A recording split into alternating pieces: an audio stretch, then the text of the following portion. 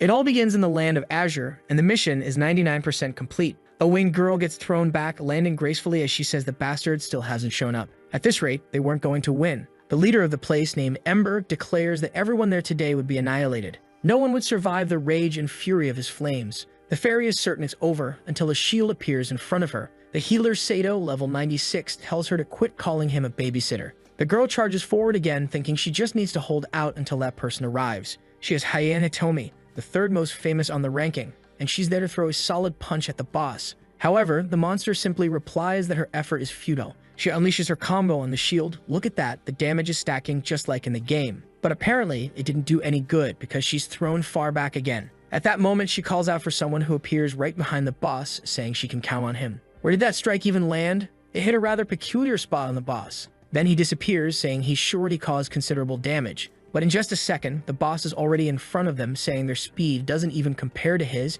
and he sends an attack straight at them. The two fallen allies call out to their comrade, and that's when something snaps. A sword clashes with the bosses, and he smiles, saying he's finally arrived. The strongest of them all was now among them. The blonde apologizes, saying the remaining forces gave him a bit of trouble, but there's no need to worry. He, Kamehara Shizuya, had arrived. The guy is the #1 ranked player, and right away the boss comes charging in to strike him from behind. But he manages to turn around just in time and block it. An all-out brawl kicks off, blows flying back and forth, and he's tossing out some heals here and there, mixing in gravity skills. The fight rages on, and Kamehara says he's going to wrap this up in about 3 seconds. A golden lion appears in the sky, and it looks like he lands a clean hit on the boss's head with everything exploding around it. Well, not exactly the head. Turns out he blasted a crater right into the boss's chest. And just like that, the Mappo Tofu Guild had defeated the boss in record time. The sky clears, and everyone's in awe that the boss went down in a single strike. The ninja there, Nishi, points out that without his perfectly timed sneak attack from behind, it wouldn't have won.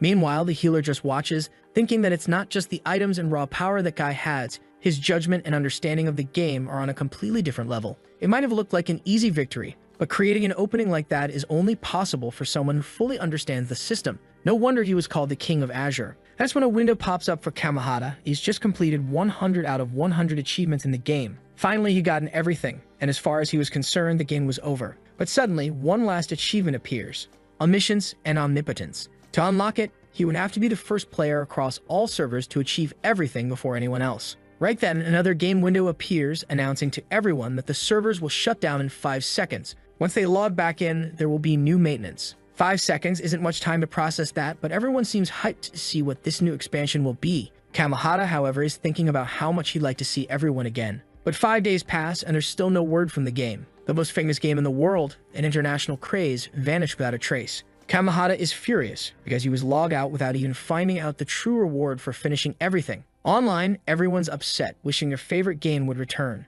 A train stops at a certain station, and the protagonist is sitting there feeling a bit down while reading the comments, until someone tells him to check out this declaration of war. He clicks it, and a streamer says she's found something important about Azure's servers, something related to the Mappo Tofu Guild. Apparently, in the completed missions ranking, they reached 101%, which clearly points to some kind of cheating. She wants the leader, Kamehara Shizuya, to explain exactly why that happened. The protagonist is at the window, also confused. He guesses it might have to do with those 100 achievements, but he has no idea. Suddenly, people on the train start asking, "What is that?" When he looks ahead, a massive portal has appeared inside the train. Oh, it's the classic omniscient reader's viewpoint moment. Something begins to take shape up ahead, while strange digital patterns appear on his body. The train starts braking hard, and everyone is thrown around. In an instant, a slash cuts through and blood sprays. The protagonist is still confused. What the hell is going on? From the wall where the slash hit, a knight steps out. What the? Take it easy, Game Master, what's the deal? Sung Jinwoo only had to face this kind of thing after 10 chapters.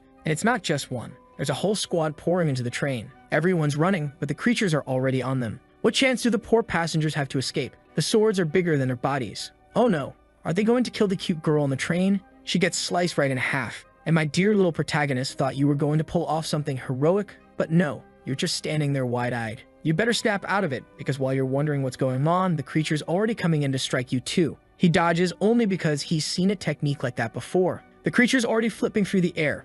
It just opened a portal, calm down already. And the worst part is it seems to be using a technique similar to one he himself used. The trick to dodging it is actually to rush in and slip out underneath. The monster's staring him down, and he realizes it's exactly what he was expecting. Kamahata Shizuya is level 1 with no class at all, but he holds the title of Omniscient and Omnipotent. The creature in front of him is a level 35 commander, and the move it used was the Lion's Slash. Coming out from the worm's territory, he's already wondering which way is the shortest path out of here. He knows he's probably in what's known in the game as the Worm Dungeon. The problem is the beast's locked onto him, so the moment it bursts out of that thing, he's forced to take off running again. But our boy doesn't stand a chance. How's he supposed to win a one-on-one when it's level 1 against 35? Still, he says that in that moment, for some reason, he forgot he was in the real world. His mind didn't register that a single mistake could cost him his life. Instead, he found himself wanting to seize the opportunity. He hadn't played in a while. Well, a while meaning 5 days, the hopeless addict. The monster's about to land a hit, but he says it's a shame for the beast.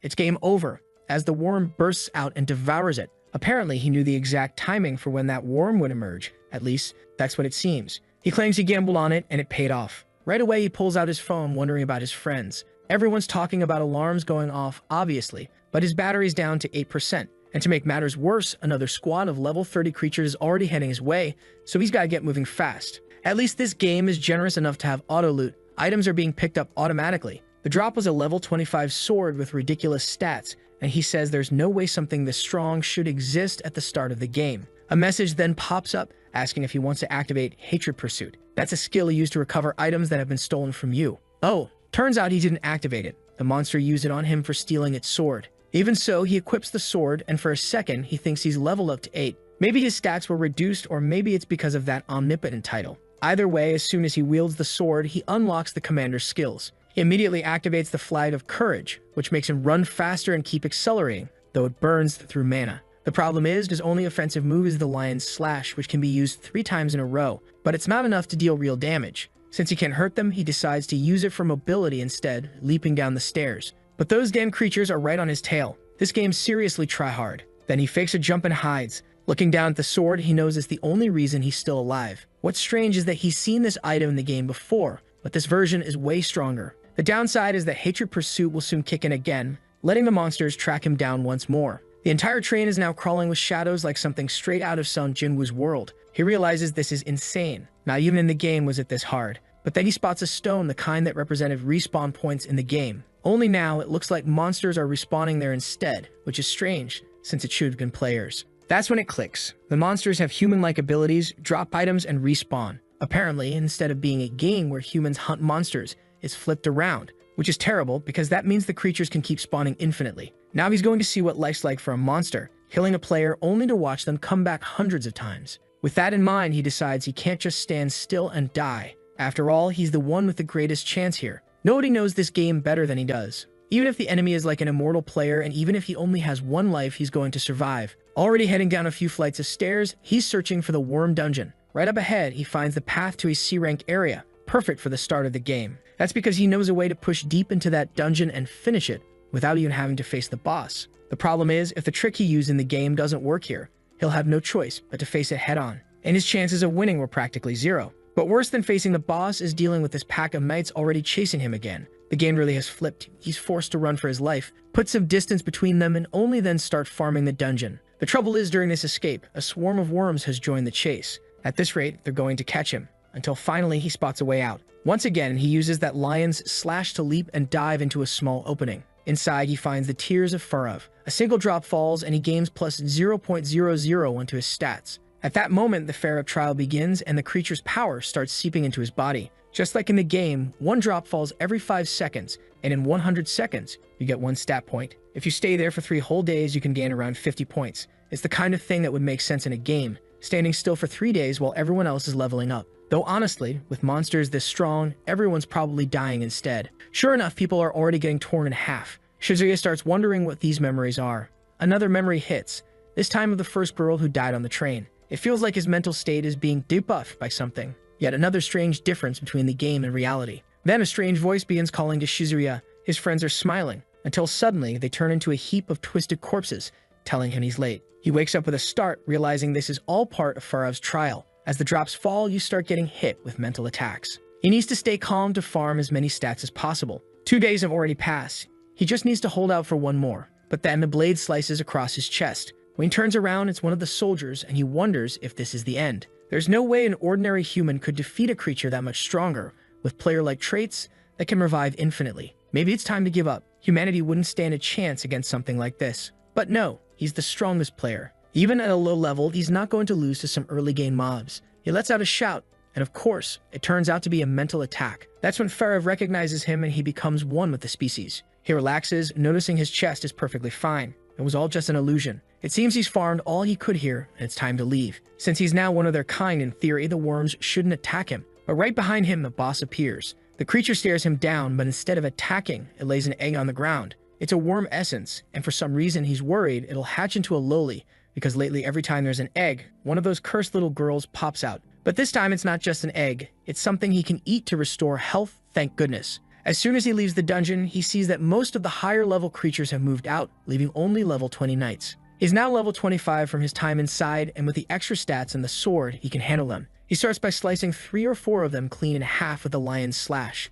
Another one charges in for a shield bash, but he uses that flag sprint skill to dash away. Then an arrow comes flying, but he just keeps burning mana to maintain the skill and sidesteps out of the way. An extinguisher explodes nearby, and he realizes that even at a similar level, he can't stay in this area for too long. These creatures were endless, and they even seemed to have some level of organization. In the middle of his thoughts, one bursts straight through the wall, appearing above him. And this time, it's no illusion, it lands a clean hit on his shoulder. He falls back, realizing he'd let his guard down. That's when he notices the monster holding a portal stone, yet another player-type item being used. With that, several of the creature's allies appear at its side. The problem is, he's injured and has no way to dodge. But once again, he's saved by the giant worm. Since he's now part of the species and being attacked, the creatures react in his defense. He's grateful, saying it was by the slimmest margin that he didn't die this time. At least he still has the egg that can restore his health. Then he notices the portal stone has fallen to the ground. He tells the worms to eat the item and move at high speed. He needs to create a distraction to escape, and the worms surge through the tunnels, tearing through players. From the monsters he kills, he reaches level 17 and picks up more weapons. These ones, however, have no class restrictions, probably because of his power and omnipotence title. He knows the creatures are just like players and will respawn, so he makes a run for it. Outside the city, evacuation signs are everywhere, and everyone's shouting for people to flee from the creatures. There's a poor mother holding a child, while a knight and another beast spin a massive ball on its back. And of course, the upstanding citizens take the chance to loot in the chaos. Meanwhile, in a diner, there's a girl with headphones singing to herself. While others are stealing, she actually goes up to pay honestly. I'm not sure she's all there because she's strolling down the street with her phone held high, complaining about terrible signal. Hey monster, over here. There's a lunatic waving her headphones around. Suddenly, someone grabs her arm, yanks the headphones away, slams her against the wall, and tells her to stay quiet. A monster passes by, and only then does she realize there's complete carnage happening in the city. But a shadow assassin, level 25, notices them and rushes toward the two. The guy in the hood is trying to play the hero, but the creature triple jumps to close the distance. It reaches for his neck, and he tells the girl to be careful. When she turns around, the guy has blocked the attack. It's him, Shizuya himself, landing a slash on the creature's arm. The monster jumps back and fires, forcing him to deflect. These enemies are seriously tryhard. It's not easy fighting them. Even with Shizuya being a top-tier player, the thing still crouches low to evade his cut. Meanwhile, the cursed TikTok queen is busy filming a video. He tells her to stop acting stupid and pulls her along, saying they need to take the chance to escape. He keeps scolding her, telling her she's an idiot who needs to understand the situation they're in. But she says they won't attack her anyway. He's a bit thrown off and she says it's nothing, totally not suspicious. Then she asks about his tattoo and he tells her a lot has happened. When he picked up a weapon from these creatures, he gained the same power they had. Now he's trying to figure out why he received it. Sometime later, in another part of the city, they're climbing a mountain. Still not sure why he saved this e-girl, but let's see. She's impressed he knows the entire route, though the truth is, the layout of this city is strangely similar to the game's starting map. Probably means the game was modeled after reality. She asks why he's going to such an abandoned place, and he tells her to stop following him. Two weirdos, he dragged her away to save her. She's now following him, and they're arguing. She tells him to call her by her name, Kokomane Chijo, and says she's following him because it seems like it'll be fun. But right at that moment, his foot passes through a barrier, and he discovers a hidden cave. Inside, she wants to know what's going on. The air in there feels strange, but he tells her to shut up. At the far end of the tunnel, there's a cluster of lights, almost like stars. No, on closer look, its muzzle flashes. But okay, they're not firing at him, they're shooting at the monsters up ahead, all of them with heavy shields and healers in the back. Turns out, it's basically a hunting party. But in this case, the hunters are monsters, and behind all of them is our protagonist, relieved because these enemies are only level 18 and don't seem all that experienced. Since they're distracted, maybe he can take them out. He moves forward and Ichijo tells him to be careful. The hunters, thinking he's one of the monsters, immediately open fire in his direction, but he uses his lion's leap, lands behind them, and slashes the healer. The tank and another in the front instantly turn toward him. The shield bearer tries to strike, but he dodges with a jump. That leaves the healer exposed, and they get mowed down. The monsters turn to each other, raising a barrier, only for it to be destroyed right away. But when it drops, the humans can no longer see the creatures. Shizuya steps in, saying the monsters have retreated and there's no need to waste more bullets. Really? Why'd you let them retreat? Wasn't the whole point of coming here to kill them? Out of nowhere, the woman he just saved points a gun at him. Ichijo jumps in, telling her not to shoot, saying she's certain he's human and saved her. The soldiers glance at each other and say they'll talk more inside. Deeper into the cave, there's a whole group of people lying around exhausted. The only one looking cheerful is Ichijo, clearly suspicious. The soldiers explain they were on a mission but got chased by monsters and ended up trapped there. The protagonist says it's insane to try protecting so many people. It's impossible. The woman replies that it's not like she can kill every monster either. They're not letting him leave. That's because this is one of those beginner dungeons you're forced to finish. You can't get out until you clear it. The boss here is a pair of level 15 twins. Nothing too terrifying at first glance. The problem is the man is incredibly tough, and the woman is extremely accurate with her shots. Hearing this, the protagonist gets a headache as he finally starts putting the pieces together. Everything from the game is spilled into reality. And now the tables have turned. The monsters are the players, and in the name of justice, they're here to wipe out humanity. What he doesn't understand is why such a twisted game is even happening in the first place. The soldiers set up soda cans on the ground to detect when monsters are approaching. When a creature steps on them, they know it's coming. The oddball Ichijo says she'll go check while the soldiers start evacuating everyone. She peeks around a rock and sees 5 of them approaching, and the worst part is they're always so well organized. The protagonist says that now the civilians are evacuated. It's time to deal with this. The enemies are level 20 to 25. The archer fires an arrow at the ceiling, which works like a light source. The protagonist charges forward, saying he only needs support while he takes care of the ones at the back. He heads for the shield bearer, but the weird-looking mage at the front conjures 3 fireballs and launches explosion after explosion, forcing him to dodge. He gets right up to the shield and uses that leaping technique again to land behind them. The soldiers keep firing as he cuts through the first target. For an experienced player like him, these creatures with only basic skills are easy prey. The archer fires an arrow that looks like it's going to be an easy shot to dodge, until it curves mid-flight, revealing it was a precision shot. Out of the whole group, the archer seems to be the only one with real experience. But then with a sudden explosion inside the cave, everything turns chaotic. The soldiers keep shooting, asking if he's okay. He says he's fine, but he's starting to notice something troubling. The monsters seem to be getting better as the fight goes on. He strikes the mage again and reaches the obvious conclusion.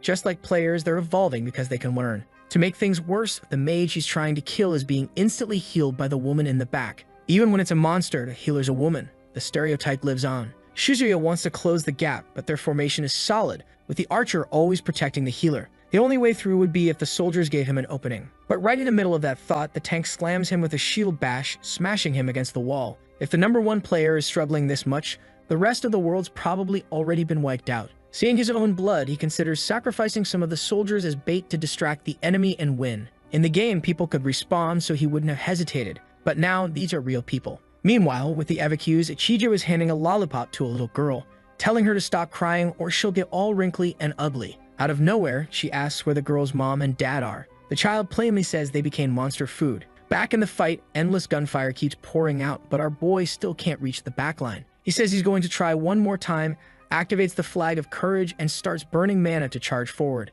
But just as an arrow is coming his way, he quietly says he's sorry. At the same time, the little girl asks Ichijo if the soldiers are going to die. Shizuya dodges and the arrow ricochets, flying straight into the chest of a soldier, dead center. The woman beside him is speechless, while Shizuya says that, unfortunately, to finish off these player-type enemies, he'd have to sacrifice someone. He knows that in the game there's a kind of link system between people, and when that's broken, they tend to lose their focus. The woman is calling out to the man who took the hit, but Shizuya tells them there's no time to mourn. She drops to the ground, grabs a gun, then a bag full of dynamite, and throws it toward the monsters, emptying bullets and setting off explosions like a mad woman. This guy's practically living up to Sung Jin-woo's style, letting people take the fall so he can swoop in for the win. But when the smoke clears, the poor woman drops to her knees, heartbroken over the loss of her husband, or maybe her partner or close friend. Then suddenly, he gets up coughing. Turns out Shizuya wasn't being reckless. He judged the situation. The flag of courage doesn't just boost speed, it also raises the defense and max HP of nearby allies, and he figured the man could tank it. The guy stands there, bewildered, looking at all the dead monsters without knowing what just happened. The woman elbows him in the chest and something falls to the ground. She picks it up. It's a ring. The poor man had been planning to propose, but seriously, in the middle of the apocalypse, now she's all emotional and he's blushing as he pulls her into a hug, while Shizuya smiles faintly in the background. The blue-haired oddball thanks everyone for making it out alive. Seeing that, Shizuya thinks maybe this isn't the end of humanity. Maybe there's still a chance to win. That optimism changes 30 minutes later when a massive creature appears with its foot covered in blood. In the next chapter, a long-haired man flat out refuses to take part in any of this. He says he's not leaving this place and only came into the cave because everyone knew it was safer here. The soldiers are desperate for help, but no one is willing to step up. The black-haired woman says they need to get out of there because the creatures aren't going to stop coming. It's only a matter of time before everyone dies. Shizuya steps in and confirms it, saying they'll be back soon, and worse, they'll be stronger than before. The long-haired man replies that they might as well all die right now, since those things will never stop coming. Then just as quickly, he questions why they should trust someone who has powers that look exactly like those of the monsters. Ishijo tells him to shut his mouth, pointing out that he's criticizing the one person who saved his life. If he wants to stay here, then fine, let him die like a stray dog. The soldiers tell everyone to calm down and say that anyone who wants to leave should follow them, while the rest can stay inside and wait for backup. The long-haired man scoffs, saying there's no way anyone will go. Everyone's seen how dangerous it is out there. But then the little blonde girl, all cute and timid, says she's going with the soldiers. Strangely, that seems to inspire the rest of the group, who decide it's better to follow her than stay here, especially since the monsters will return. Obviously, seeing everyone leave, the long-haired guy says he'll have to go too to protect them. Everyone gathers what little they have, and 5 minutes later, they're on the move. On the way, Ichijo asks the protagonist how he knew the monsters would revive when this is the first time anything like this has happened. He answers casually, saying it was just correlation, though in truth, he's thinking about two massive problems. First, if these monsters are just like players, they'll keep gaining stats and getting stronger through new equipment. Second, and worse, they'll revive infinitely until he finds a way to stop it. On the other hand, the creatures only need to kill them once, just like a player only needs to clear a dungeon one time. In theory, this is a system designed to make sure they never have a real chance to win. A soldier then remarks that Shizuya is awfully calm. That would be normal if he were a soldier too, but he's not. Even this soldier, who's trained countless times, has trembling hands because he's completely drained both physically and mentally. The protagonist asks, why are you pushing yourself so hard? Well, because if he doesn't, he'll die. What other reason is there? Shizuya tells him he should abandon everyone else. His chances of surviving with just that woman would be much higher than trying to protect all these people. The soldier agrees but says he has no intention of doing that. Suddenly, they come across the national crest, where the old emblem used to be. They're sure something is approaching. The soldier tells Shizuya that if it comes down to just the two of them, he should take the girl and run. Hearing this, Ichijo asks about Kotana, the blonde girl from earlier. The man explains that she's now always with Akina. As tough as Akina is as an officer, she can't resist the little girl. Apparently, Akina had an illness when she was younger that left her unable to have children. And just like that, the story takes a full 360 in emotional tone. But his heartfelt talk is suddenly interrupted by an arrow from nowhere. Shizuya is about to tell everyone to be careful when blood splashes across his face. Everyone turns, and they all freeze. The blonde girl has been struck right in the chest. She collapses to the ground, lifeless. The woman who's close to her screams Kotana and tries to rush forward. Everyone else runs after her, telling her to calm down. They all remember that the enemy archer was skilled enough that there's no way he missed his intended target and accidentally hit a child, so the shot must have been for another purpose. The soldier woman fires a round into the archer's back, shouting that she's going to kill the bastard who murdered the child. Another man tries to pull her away, and Shizuya yells for them to leave. But in that instant, they're crushed. Shizuya wonders how he could have possibly forgotten this. Stee golems, these were once allies of the player's faction in this world. In theory, they acted as guardians at dungeon entrances, stopping enemies from escaping through the gates. But now that they're no longer on the player's side, these things have become their enemies. And then the golem lifts its foot and the people below are reduced to paste. One of the monsters moves in, absorbs what's left, and even receives the title Conqueror of the Hidden Cave. Shizuya can't believe these bastards actually get dungeon rewards for killing them. To these monsters, humans are nothing but nameless creatures. They probably think that all the hatred, emotions, and everything else humans feel is nothing more than some scripted game design. Since that's how it is, Shizuya activates omnipotence and omniscience. The system warns him that he'll now be hunted by 2 players for 7 days. He keeps activating more and more abilities, and now it's 4 players who will be after him. He starts detecting loot scattered around, as well as defensive skills from the Guardian class. The enemy archer looks like he's about to act, but in the next second, Shizuya hurls a fireball. Since he's holding gear from multiple classes, he can apparently use magic as well, and the archer is ripped in half. Shizuya demands to know if this bastard understands the feelings of those who were left behind. He keeps scanning and picks up a flood of memories, along with the items from the 2 people who were crushed earlier. It all seems to be getting absorbed. As the others are leaving the cave, someone asks what that thing was, obviously referring to the giant golem. Then the ring from earlier appears in Shizuya's hand. He says he'll carry on Akina and Takuto's will. Whatever mission they had, he'll take it up himself. Watching the golems attack, he notes that the monster is level 40 and has 50% damage reduction. Its intelligence is low, but it's violently aggressive, and charging head-on would be suicide. He sidesteps one of its attacks and activates rapid fire, unloading a barrage right into its face. But when the smoke clears, the thing is completely unharmed, and it fires a laser at him. He dodges again, but the golem keeps unleashing attacks everywhere. Since Shizuya killed those enemy players earlier, he can now summon his shield, but it doesn't help much.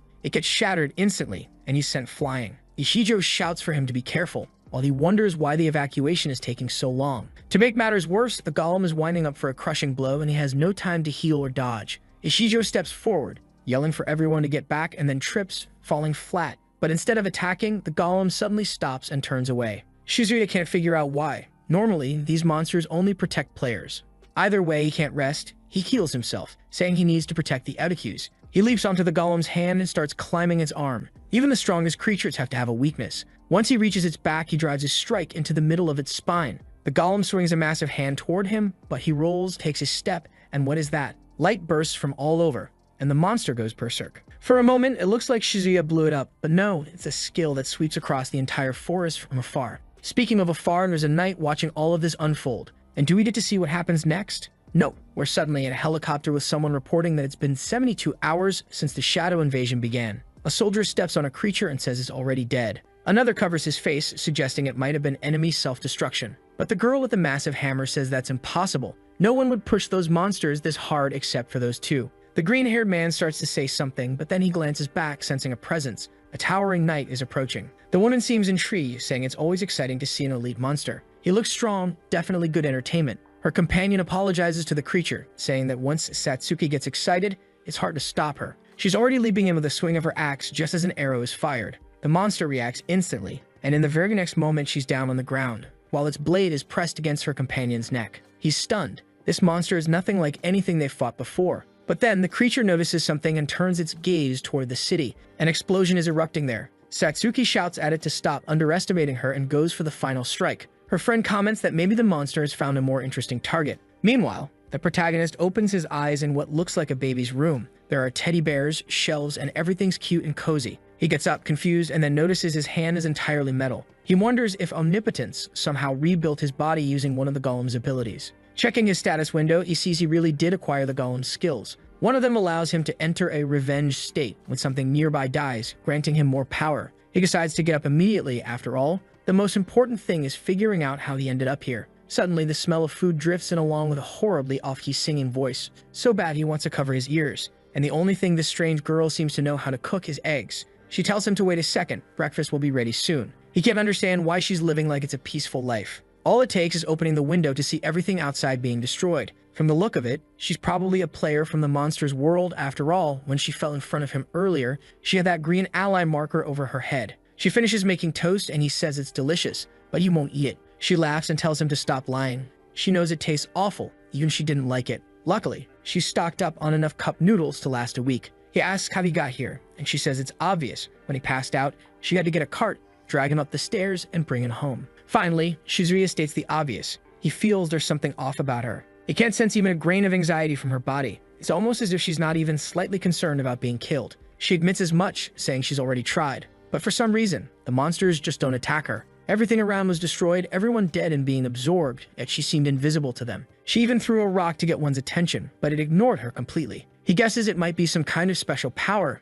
maybe something like his own hand. He asks if she can see a floating status window, and she says no. Then, out of nowhere, he decides to reveal everything, drawing his weapons and explaining that he believes his powers are connected to a game called Azure Land. He gives her a brief explanation of the game, but she says she doesn't understand a thing. What she does know is that her ability is amazing, since it's very unlikely she'll die. Shizuya ignores that answer, thinking instead about the real problem. Humanity has almost no chance of surviving. He says that he'll need to head to the city of Rinkai, and then to a place called Kaijo. He has some important allies there and needs to ensure their safety. She glances at him and says that in that case, she'll go with him. He says it's a good idea that if she stays alone, her chances of survival will be much higher than if she comes with him. But she collapses onto the table, saying yes, she can do anything, but at the same time, she doesn't know what she actually wants to do. Besides, he doesn't seem like the type to die easily. In the middle of all this tension, they suddenly hear a strange sound coming from the door, as if someone outside is trying to break the lock. Instead of getting ready to fight, the airhead heads to the bedroom like they're about to play hide and seek.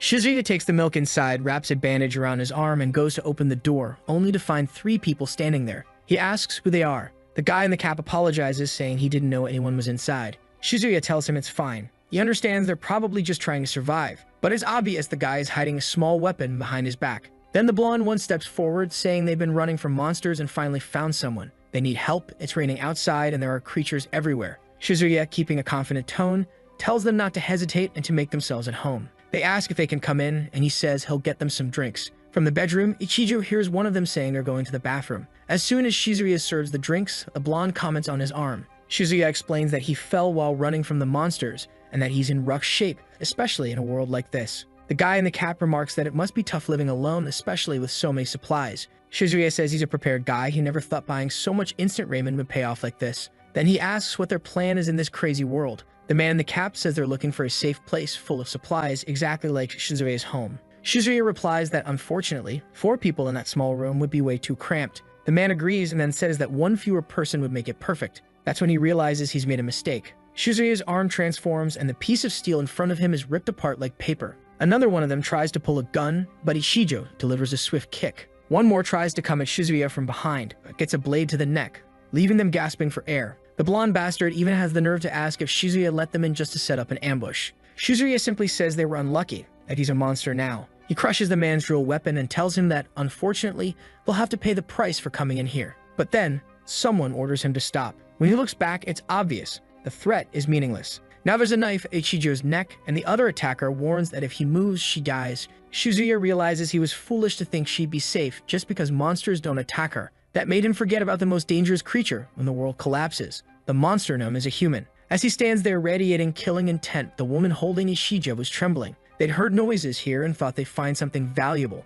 never expecting to run into someone with a transformed arm. Shizuya decides to pretend to negotiate for now, suggesting they exchange hostages. The woman refuses, saying they'll be taking the hostage and 3 boxes of supplies. But before she can finish speaking, something pierces straight through her chest. Shizuya immediately pulls Ichijo away, telling her to get clear. At first, it looks like a perfectly calculated attack from him -200 IQ, but no, it's actually a level 41 noble, and the woman is literally sliced apart. In Azure Land, whenever a monster, creature, or anything is killed, it drops its items and enters a state of hatred. In this mode, if it gets revenge, it regains everything it lost. So, could this thing be the golem? What is this monster doing here? Regardless, Shizuya is telling Ichijo to get back, even though she's supposedly immortal. As the blonde is reduced to jelly, the knight charges straight at Shizuya. Honestly, I thought he was going to dodge or pull off some quick move, but instead, he just raised his shield and got sent flying out of the building. Even midair, the monster was already following up with another attack. He activates Quick Mana to form a weapon in his hand and fires a few shots, but the monster dodges. Shizuya lands, slides, and as the creature comes in from behind, he rushes into the building ahead, running up the stairs. That one block he managed earlier had done far more damage to him than he expected. On the 2nd floor, he stops briefly to heal at least a little. He's fusing items, skills, and everything he's picked up so far, but he's still nowhere near ready to take on an elite-level monster head-on. The creature starts up the stairs, its body surrounded by a heavy aura. Shizuya fires again, activating his weapon, but the monster ignores the shots completely and keeps climbing at a steady pace. Then a precise shot comes in. Where the monster moves to defend against it, Shizuya appears behind and lands a clean hit, but nothing happens. He nearly gets caught in the counterattack, but at least he's good at evading and escaping. He backs off, firing as he retreats. He's exploiting something from the game. Maps are all designed in 2B logic, meaning if he's on a higher floor, the monster never knows for sure whether he's above or below. It just knows he's nearby. The monster keeps climbing until it steps into a puddle of gasoline. Shizuya appears again and hurls a fireball. Credit where it's due, he's trying everything he can. 3 floors go up in flames from the explosion, and he keeps shooting. But even after all that, the monster just keeps walking forward calmly. It's because it's being sustained by a healing ability. Outside, its partner is supporting it. Shizuya keeps climbing and shooting. At least this monster's slow, like a turtle. He realizes that the day he survived the train fight was pure luck, thanks to knowing the enemy's skills. He'd overestimated himself, thinking he could face this thing directly. Then he notices lighting in the sky and seems to get an idea. He runs for a door while outside, Ichijo is holding a tiny knife, clearly thinking she can help somehow. From the noise inside the building, she knows Shizuya is in there. That's where she spots a strange monster nearby with green energy streaming off it. She guesses it might be influencing the fight somehow. But what can she do? She sees a car parked close, jumps in, grips the steering wheel, shifts gears, locks eyes on the target, and floors it. Since the little creature is technically a player, in theory, it's about to get sent to another world. Meanwhile, on the rooftop, Shizuya is standing his ground, waiting for the boss, who appears, now with an even bigger buff. He sighs, saying that unfortunately, he's surrounded. The boss charges. Shizuya calls it forward, saying he's ready, but strangely, something else seems to be aiming at the monster, and at him too. Damn, it's another creature lining up a shot with a bow. Then finally, another player appears. It's Setsuki, asking who the hell the archer thinks they're aiming at before slamming her weapon down on its head. The bow goes flying, but the creature's still fine. These monsters can take absurd amounts of damage. Satsuki challenges it to a duel. If it could take the first hit, it would have to take the second. But the monster dodges and leaps off the building, firing grappling hooks to swing to another one, pulling a full-on Batman escape. She curses after it, saying it has no fighting spirit, and complains that she's jealous of the much cooler battle going on at the other building. That fight is definitely one-sided. Shizuya is mostly dodging and trying to land occasional hits. Oh, spoke too soon. He manages to stab it, but of course it's healed instantly. It's all thanks to an overpowered skill known as Saint's Breath. It creates a connection between the caster and the target, and until that link is broken, the monster can't be killed. And with no time to rest, the monster comes at him again. Shizuya knows that as long as the healer is still standing, there's no way to win. But just as the creature is about to deliver a downward strike, he notices that the connection seems to have been broken. Looking down, he sees the priest slumped over. Someone had rammed into him with a car. It was Ichijo, scratching her head after leaving the monster completely thrown off. Even better, she realized the creature had no interest in attacking her. If that's the case, she's going to hit the gas again. But right then, an arrow whizzes past her and slams into the monster's chest. When she looks back, it's that hunter from before, impressed that a civilian decided to fight. Still, he warns her not to get too involved or she'll end up dead. Meanwhile, on the top floor, the protagonist steps back, dodges another attack, but the monster doesn't let up. It leaps in again, forcing him to move forward to avoid the lion strike. This opponent isn't stupid, though.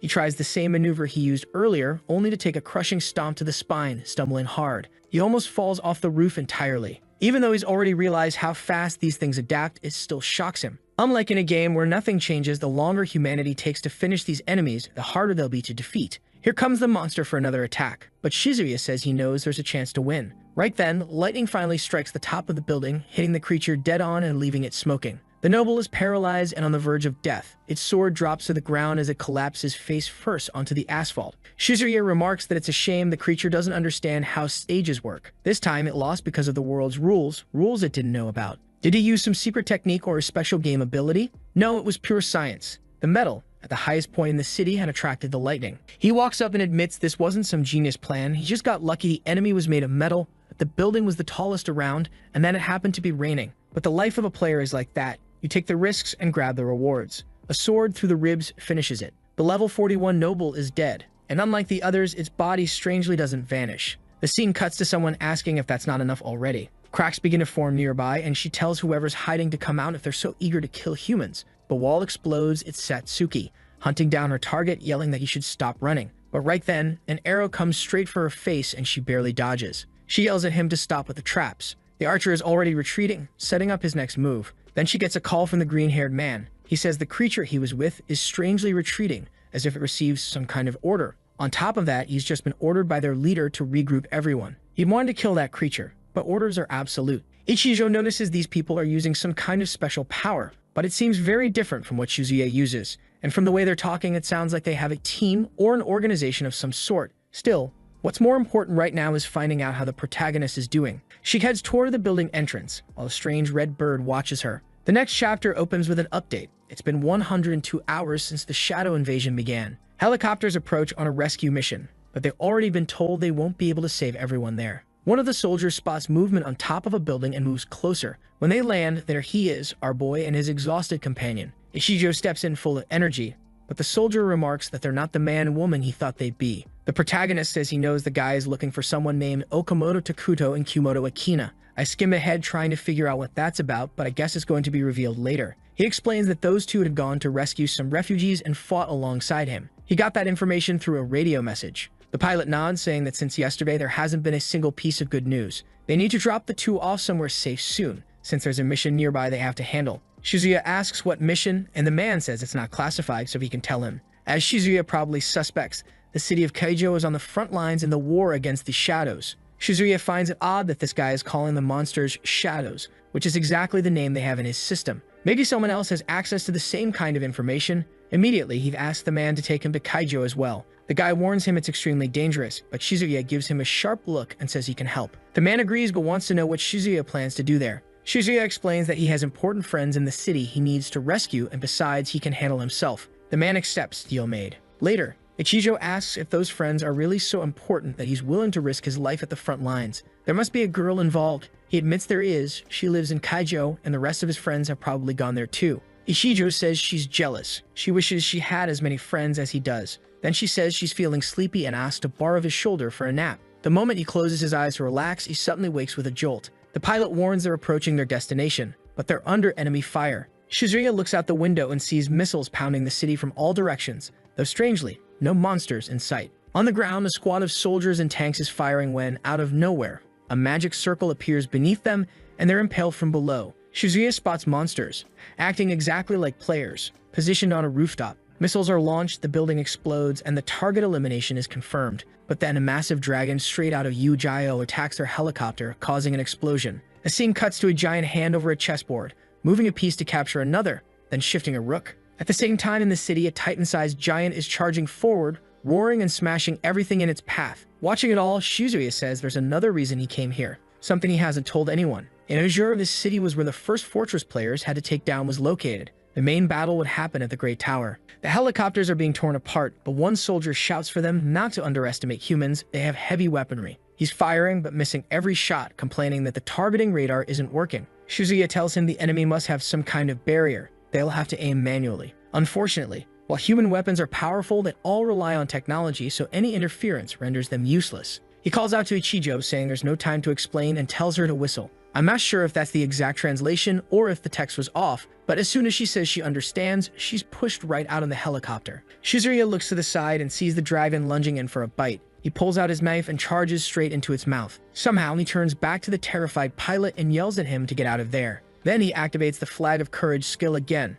and this time is doing everything, even letting him fly. The battle in the skies turns into a full-on clash between dragon and missiles, until Shizuya comes in and blasts one right in the back with a lightning strike. He knew it was going to be hard to turn the tide of the battle alone, but he had to make it to the ground. Yeah, that wasn't happening. Because the dragon's tail slammed into him midair, and now 4 or 5 more dragons were closing in. Before he knew it, he was getting bitten from all sides. The bastard was on the verge of blacking out. Thankfully, he managed to land a hit and break free. Out of nowhere, Ichijo grabs his arm from atop a dragon. He demands to know what the hell she's doing there. She says, obviously, she came to save him. Just like she claimed earlier, when she whistles, these creatures seem to help her. Honestly, when she said her ability was better than his, he doubted it. But he has to admit it's ridiculously overpowered. He explains, however, that the problem is that this beast doesn't see him as an ally. The protagonist knows she won't die, because in the game, griffins and dragons have a skill called Wisdom Bond. When a player is falling, they always rush in to try to catch them. The problem is, this particular dragon seemed to deliberately hurl itself toward a building,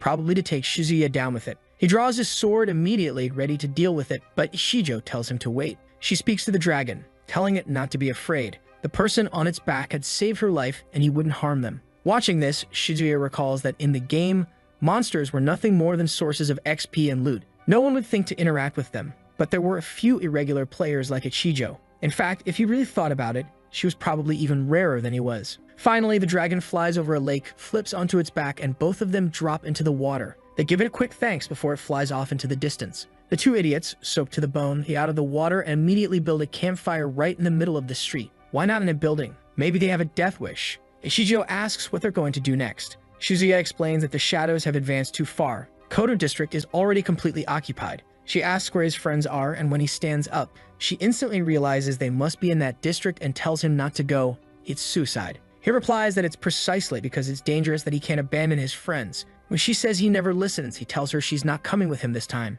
Of course, she immediately says she is. Shadows don't attack her, so she's perfect for scouting the area. He insists it's crazy. Her power could fail at any moment. She tells him to stop making excuses. He knows this is the better plan. She tells him to hand over a photo of his friends. Even though Shizuya doesn't want to admit, she's right. He explains that the last time he saw them was about 2 years ago, showing her a picture of the group posing for the camera. In the corner, a girl sits in an elegant chair, clearly from a wealthy family. Ichijo points out, that's Hyena Hitomi, the fairy-winged girl from the very beginning. Ichijo tells him not to worry. She'll find her. She grabs her phone, tells him to move, and lets out a whistle. The dragon swoops down, she climbs on, and takes off. Honestly, her plan is much better than his. Charging in head-on would have been suicide. Next chapter, clear skies, but in the streets, knights are advancing toward the army, which is unloading everything it has. A commander orders everyone to regroup in the parks so they can deploy the bombs. Snipers are lining up shots on enemy mages, but assassins slip in from behind, ready to strike the distracted soldiers. That's when Shizuya arrives, kicking one of them aside. Counter to the counter to the counter. He whips out his pistol, 5, 6 shots, and the problem's solved. Right away, he demands to know where the command post is and what the situation is. The guy passes on the information, and wouldn't you know it, just like in the game, the army's main stronghold is in the exact same spot you're supposed to destroy in the enemy base. Right away, he takes off running, because in theory, that's where the core of humanity's strength should be, and it's where he'll see the people capable of taking on these creatures. For now, of course, he's keeping his cards close to his chest since he doesn't know how they'll react to someone like him. He reaches the subway, which in theory should still be operational since the monsters haven't gotten there yet. But the moment he crosses a laser, a bunch of machine guns pop out, opening fire without hesitation. He raises his shield, manages to block, pulls out his own machine gun, and deals with them. But then,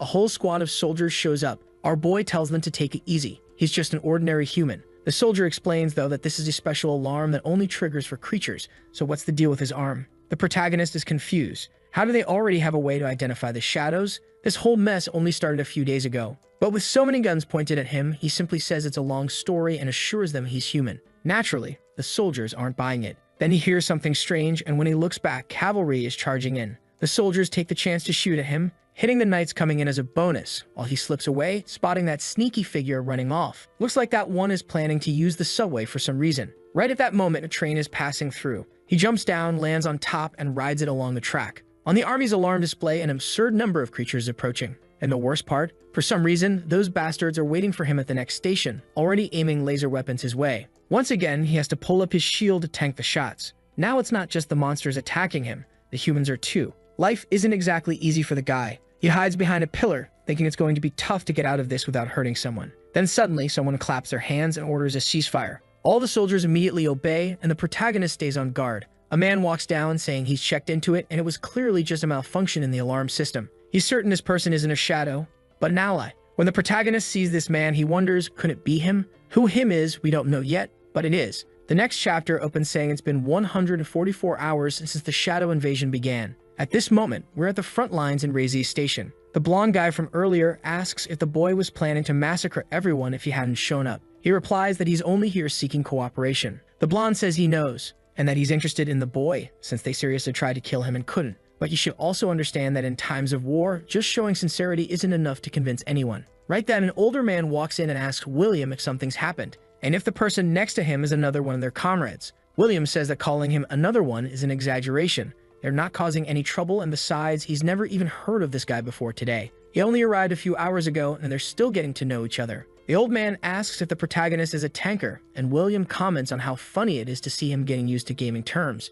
The old man brushes it off, tells him to stop joking around, and says they need to get going because a meeting is about to start. William agrees, asks how many to bring, and the old man answers 2. The scene shifts to a room where William tells our boy to take off his clothes, take a bath, and put on the outfit provided. He can't meet the army dressed the way he is now. The protagonist is about to say something, but William cuts him off, saying he knows he wants to exchange information. He's willing to do that as well. Shizuya knows that the company William works for is one of the 5 biggest in the world. Founded over 200 years ago, they operate in finance, technology, robotics, medicine, and more. On top of that, they were the creators of the virtual reality game Azure Land. While picking up the clothes, he asks how much the Sam Group actually knows about what's going on. William answers that it's much less than he probably thinks. These shadows really did appear out of nowhere all over the world, and now everything's in chaos. Shizuya comments on him calling them shadows, and William says it's just what his subordinates call them, he doesn't even know why. By now, Shizuya can already tell these people aren't going to share much information. Still, he wants to know why they attacked him.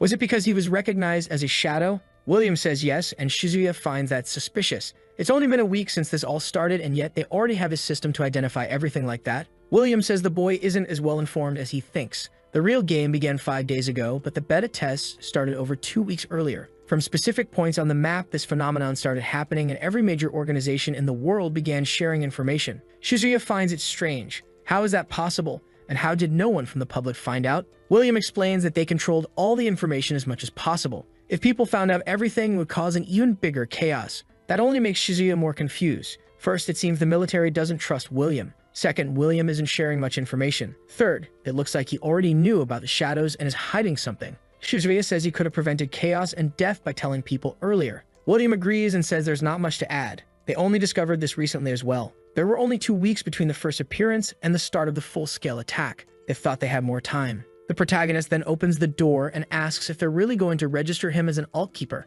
That's the group the military is forming of powerful individuals who can stand against the shadows. Of course, if he wasn't interested, no one was forcing him to join. Now it's his turn to give details. But he doesn't share much either, just says he doesn't know much other than the fact that he's linked to Asura land. He also says this arm he has seems to be the result of coming into contact with a monster's core. In the game, that was called a signal. William says that's a perfect name and immediately grabs his arm, saying the technology looks completely different. He'd like to study it. This guy is definitely peculiar. Luckily, a notification pops up at that moment and William says he has to go. But he warns the protagonist they'll still need to talk more. This man is extremely famous, both in the West and the East. His company basically runs half the world. A genius who gained enormous power at a young age and the creator of Azure Land. And Shizuya knows it's more than obvious that the person behind the development of the game must have far more information than he's letting on. Not even for a second can he afford to lower his guard. Next chapter. It explains that the invasions had started all over the world, but the Shadow's main focus was attacking the Hazy region. All the attacks in other areas were actually just meant to scatter the forces that were supposed to be gathered there. And the plan of these monsters was to strike with full force, obviously, when their enemies were at their weakest. For now, they've set up several snipers in the highest parts of the city and along the river crossing, which managed to stop the invasions. That way, they've been holding most of the front line. And it's only because of that the first invasion of Hazai failed. Now they're reinforcing their defenses, gathering more troops, and keeping an eye on the Shadow's movements. This Manhwa already has me feeling a mix of love and hate. His idea is really good, but sometimes the execution isn't that perfect. Still, the idea itself is solid. At that point, William raises his hand and says he wants to say something. It's nothing too serious, but he's curious about something. Could anyone there actually bring someone back to life? Everyone's shocked and he says of course not, but the Shadows can. They've been running an analysis and revealed 2 important things about them. First is the armor that covers their bodies. Normal attacks can't destroy it. And even worse, breaking that armor doesn't mean defeating the Shadow, because behind it there's still an energy circuit, which is actually their true core. According to the guy next to him, it's known as the signal. Using the signal's properties, they can absorb matter and repair the armor. In other words, even if the armor is completely destroyed, if the signal is intact, they can rebuild themselves just fine. What's this? The purple-haired guy jumps in, saying he liked the information, but points out that they're here to discuss strategies against the Shadows, not research. And he's clearly being a bit stupid, because this is important information. The protagonist turns and says what the blonde guy is explaining is that Shadows can't be classified at the same level as humans. No kill strategy that works on humans will work the same way on Shadows. I wonder, are they going to come up with some kind of capture strategy and just keep them contained? Considering these creatures can resurrect, that's like 200 IQ. Although wait, they'd have to imprison them without letting them kill themselves. Okay, I'm getting way too distracted here. Let me focus on the story again. The old man says it's true.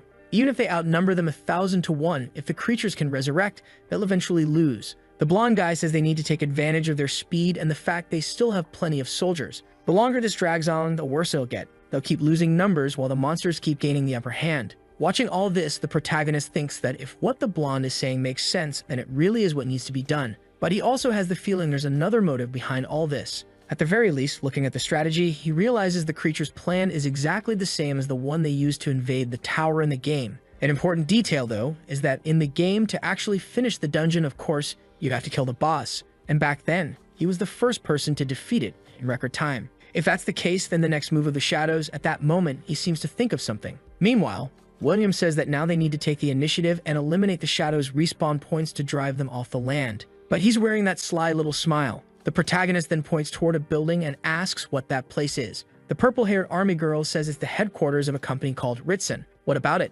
Immediately, this catches the protagonist's attention, and he wonders if it's just a coincidence. That Ritsen building is in the same spot that in the game was known as the Tower of Melancholy. And considering that, maybe the president of this company is actually the boss of that place. In the game, in theory, it was the Lightning Demon. Right away, the protagonist asks about the state of their defenses there and if there's been any suspicious activity. But strangely, the blonde guy grabs him, shoves him against the wall, and tells him to shut up for a second. Well, that's not suspicious at all, huh? While he's still pressed up against the wall, the old man says he understands that they want to take the initiative. The plan is decided, and that's it for today's meeting. Huh, everyone's already leaving. Damn, our protagonist is about to question it. Then in the hallway, the blonde says, "You idiot. Why didn't you say back there that we need to protect that thing?" William sighs and says he should have explained first. First of all, the connection between the game and reality hasn't even been officially acknowledged yet. Even if they told those army folks about it, nobody would take it seriously enough to mobilize all the troops just because of the two of them. Then he says something that doesn't make much sense about how to give 99% of the people who don't know the game a fair chance. They didn't need to share all the information. Shizuya is confused, but says that the only people who can protect Ritsun are the army. William, however, smiles and says maybe it's not just them. At that moment, some helicopters start landing and the squad of hunters who are going to die without doing a damn thing shows up. At least they'll give our protagonist a chance to shine, who asks if they're William's subordinates. This guy is giving that sinister face like Kira smirking in his room while the family can't hear anything, you know. Just looking at his face, you can tell he's got that evil look in his eyes. But he turns and says they're the trump card for protecting Ritsun. The protagonist finds it odd. There aren't many of them, considering the attack that's going to happen there, but the guy tells him not to underestimate them. According to his research, they have powers similar to Shizuya's.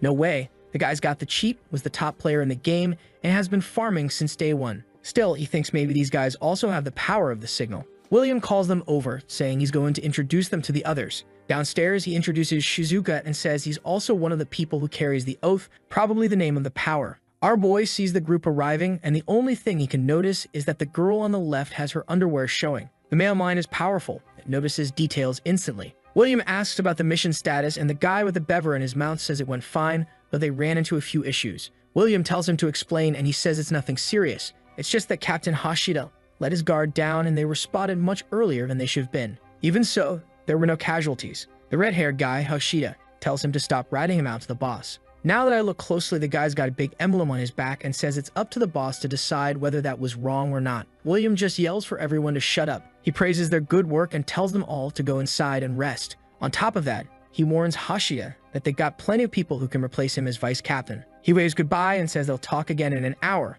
while Hashida tells the emblem guy he's going to pay for that. The poor guy just stands there thinking that leading a team really is tough. Then he walks past our boy and gives him a peculiar stare. Wow, the guy stops and asks what he thinks he's doing there. The protagonist is a bit confused, and the guy takes off his entire mask, asking if he doesn't recognize him. Turns out he's someone named Meiji-san. Oh, from my list of names, Meiji-san is that healer from the very beginning, the first chapter, who smiles at our boy and says he didn't expect to find him in a place like this. He explains how he ended up there, and our guy tells him that it was William who brought him. Meiji seems surprised that William likes the kid and invited him, which our boy thinks doesn't sound like the truth in either case. Still, Meiji says to forget that. What he wants to know is why he's with them. He says it's a long story and tells them to go somewhere else. The scene shifts to a bar with guards out front and hearts on the sign. What the heck? Is this an apocalyptic brothel? Unfortunately, the place is full of men. Inside, Meiji says he almost died in the Sea of Yumashiro and was saved at the last second. Apparently, it was William who saved him, and since then, he's been with the guy.